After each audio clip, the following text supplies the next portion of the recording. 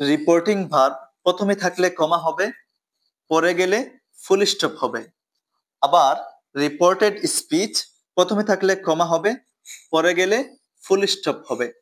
আসসালামু আলাইকুম। আমি এখানে একটা বাক্য লিখেছি, he said I eat rice. He said একটা ক্লোজ, আই ইট রাইস আর একটা ক্লোজ। ইনভার্টেড কমার ভিতরে যে অংশটা আছে সেটাকে বলা হয় রিপোর্টেড স্পিচ, আর ইনভার্টেড কমার বাহিরে যে অংশটা আছে সেটাকে বলা হয় রিপোর্টিং ভার্ব। যখন আমাদের এই রিপোর্টেড স্পিচটা বাক্যের শেষে থাকবে তখন আমরা ফুল স্টপ দেই, কিন্তু এই রিপোর্টেড স্পিচ যখন প্রথমে চলে আসবে তখন আমরা ফুল স্টপ দিব নাকি কমা দিব সেটা আমরা কনফিউশনে থাকি। এই কনফিউশনটা আমরা দুইভাবে দূর করব। এক নাম্বার সমাধান হলো রিপোর্টিং ভার্ব প্রথমে থাকলে কমা হবে, শেষে গেলে ফুল স্টপ হবে। আবার রিপোর্টেড স্পিচ প্রথমে থাকলে কমা হবে, শেষে গেলে ফুল স্টপ হবে। অর্থাৎ যেটা প্রথমে থাকবে তারপরে কমা হবে, আর যেটা শেষে থাকবে তারপরে ফুল স্টপ হবে। 2 নম্বর সমাধান হচ্ছে he said I eat rice. এটা হচ্ছে একটা সেন্টেন্স, আর এই সেন্টেন্সের মধ্যে হি সেড একটা ক্লোজ, আই ইট রাইস একটা ক্লোজ।